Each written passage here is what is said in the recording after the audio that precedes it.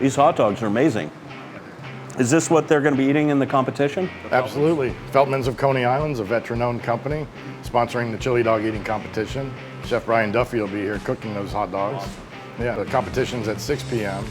And then after the competition, you're giving away something fantastic as well. That's right. We're going to be giving a car away to a veteran that helps other veterans. So that's going to be a lot of fun. And then we can't forget about the 50-50 raffle. Can't forget about that. And all the proceeds go to American Legion Post 38 right here in Fort Myers. So cool. It's awesome. We just need to know, what's the forecast going to be like on the 4th of July?